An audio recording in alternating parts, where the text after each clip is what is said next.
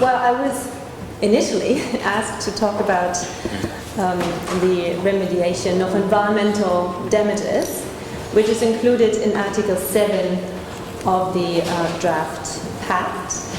However, it is not really possible to talk about remediating environmental damages without also looking at the corresponding obligation not to cause damages, and the question of how to get from that obligation not to cause damages to the requirement to compensate for damages when they exist. So what I'm going to talk about, hopefully briefly, is the question: what happens if states do not comply with their international legal obligation to prevent environmental damage or harm? And what are the legal consequences and remedies if they do not live up to their obligations? And I have to say, everyone who has worked in this field before knows that here is a potential for legal development and improvement, perhaps in the form of a global pact for the environment. In fact, it's probably a playground, if not a battleground for legal development. I will briefly talk about the concepts of responsibility and liability. Then I'll say something about the general challenges that we meet from a legal perspective, especially in the context of the question of standard of care. And then I try to make one brief suggestion. Well, first to the concepts of responsibility and liability. Well, accountability for internationally illegal acts is fairly well developed in international law under the concept of state responsibility as elaborated upon by the International Law Commission over a long time. However, it's not codified in international treaty law, and there are quite a couple of uncertainties that still exist. In general, state responsibility refers to the accountability of a state for a violation of international law, and it is premised upon an internationally wrongful act, which can or needs to be attributable to that state. Well, such internationally wrongful act can arise out of a violation of an international legal obligation, it's usually referred to as primary law, and that obligation either comes from treaty law, from bilateral or multilateral environmental treaties, or a violation of a customary norm of international law. And Jorge yesterday mentioned there are actually 3 norms in customary international environmental law, and in this context of environmental damage, perhaps the prohibition of transboundary environmental harm is the most pronounced one. Now, the consequences of international responsibility for a wrongful act are the obligation of the wrongdoer to cease that wrongful act, to offer assurances of non-repetition, and to make full reparation of the injury caused by the internationally wrongful act. And here we finally see the link to the compensation for environmental damages. Now, on the other hand, rules for strict liability for environmental harm resulting from lawful activities are not so well established and remain fairly singular and exceptional in international law. In general, states have shown very little interest in setting up a general liability framework for environmental damage, and only very few international environmental treaties exist that impose liability and compensation schemes on states. And in general, the observation here is also that there is strikingly little international judicial practice on this question, though there is a little bit, and I'll come back to that.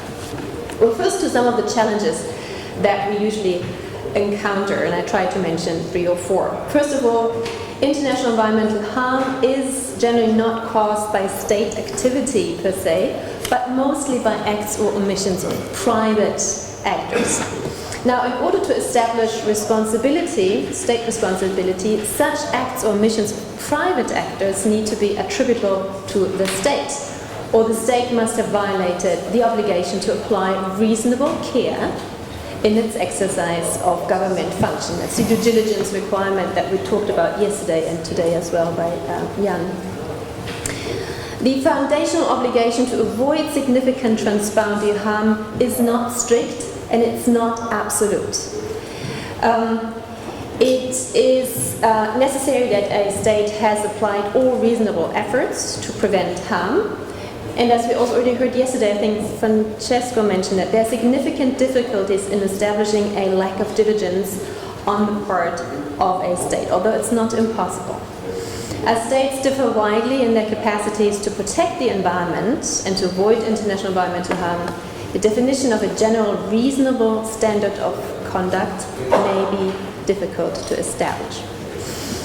Second, environmental harm is often caused by a complex interplay of different factors. It is sometimes caused by a single event, but more often by the accumulated impacts of different actions by different actors. Proving causation can therefore be an immensely challenging exercise. In addition, those affected by environmental harm can range from single individuals to particular vulnerable groups, to single states, to whole regions, or the community of states. In this situation, it may be difficult to identify who the injured state is, particularly if the environmental damage is dispersed, global, or felt in areas beyond national jurisdiction, in global commons. And this may give rise to difficult questions of standing, of invocation of state responsibility, and the question of injured states in the situation of an erga omnes obligation. Third, the activities that give rise to harm are often lawful in at least the state of origin and even considered beneficial to some parts of the society. As a total prohibition seems rarely feasible in many situations, the question then turns to allowable thresholds and appropriate standards of conduct, which are in many cases difficult to define. However, increasing scientific inputs, and I would like to point to that very wonderful presentation last night by Helene, the reports from the IPBS and IPCC are very important inputs into the legal world, into the legal realm in identifying thresholds for appropriate standards. And fourth, determining environmental damage. How much ought to be compensated, and the amount of compensation, how to calculate it, raises complicated economic, political, and sometimes philosophical questions. Damage is often assessed in terms of material damage, which refers to damage to property or to other interests that are accessible in financial terms. Now, environmental impacts often amount to non-material damage. Thus, environmental damage, such as the destruction of coral reefs or ecosystems or biological diversity, will often extend beyond that which can be readily quantified in terms of cleanup costs or property devaluation. And this has been a very controversial topic in international law for a long time. However, recently some groundbreaking decisions have been made. For example, in 2018, the International Court of Justice made a clear affirmation that environmental damage includes ecosystems or damages to ecosystem services. The ICJ in the conjoined cases Costa Rica and Nicaragua ordered Nicaragua to pay compensation to Costa Rica for environmental damage. Now, the court granted $120,000 based on the principle that a breach of an obligation gives rise to an obligation to make reparation. Although the final amount of compensation fell significantly short of what Costa Rica had demanded, and this gives rise to the question of adequateness of environmental compensation, but it is nevertheless an important precedent for recognizing conservation interests and ecosystem services or damages to ecosystem services. The court stated that damage to the environment and the consequent impairment or loss of the ability of the environment to provide goods and services is compensable under international law. But there still is a lot of legal development to be had. Now let me turn briefly to the relevant state behavior and the standard of care with respect to the prevention duty. As I said, in order for international responsibility of a state to arise, a legally relevant state behavior needs to be identified.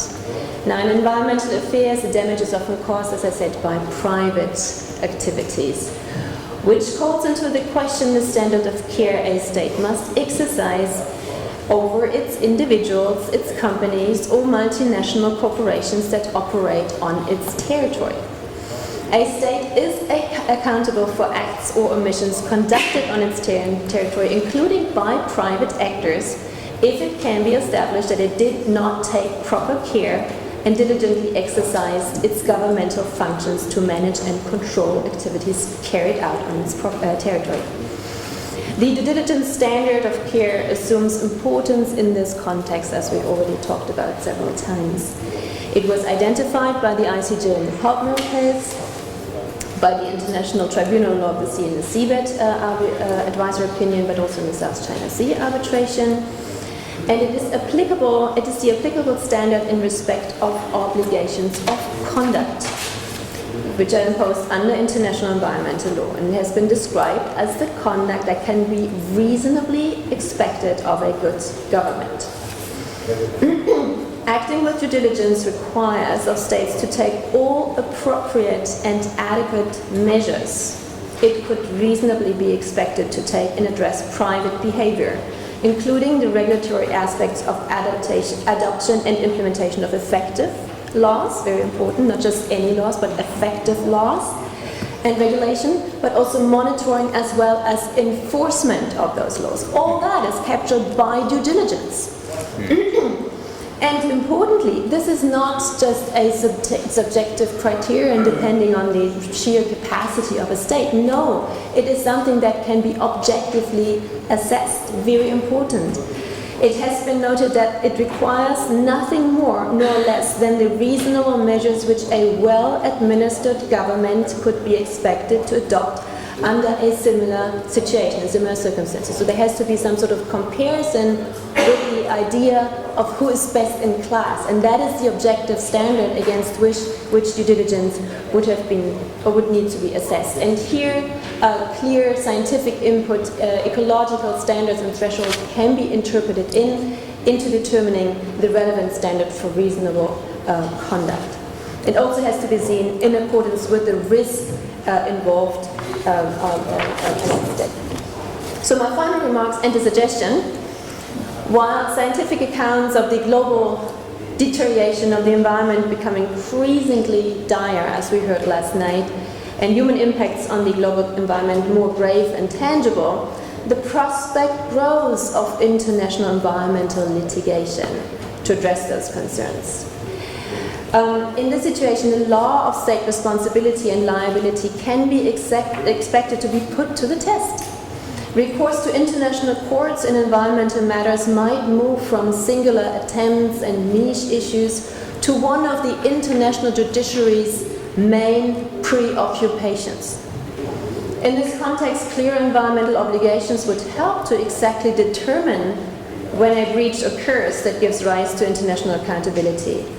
However, in the absence of stronger treaty law, which we may need to rely on the notion of due diligence, that states are obliged to adopt all appropriate and adequate measures at their disposal to avoid environmental harm to other states and areas beyond national jurisdiction, and that might help addressing some gaps as an obligation of conduct. An important principle in this regard could be formulated in the following manner. For example, at a minimum, states shall act with due diligence in avoiding environmental harm. Accordingly, each state shall apply its best effort and take all appropriate and adequate measures in proportion to the risk of environmental harm. Such a formulation would be universal, a universal obligation.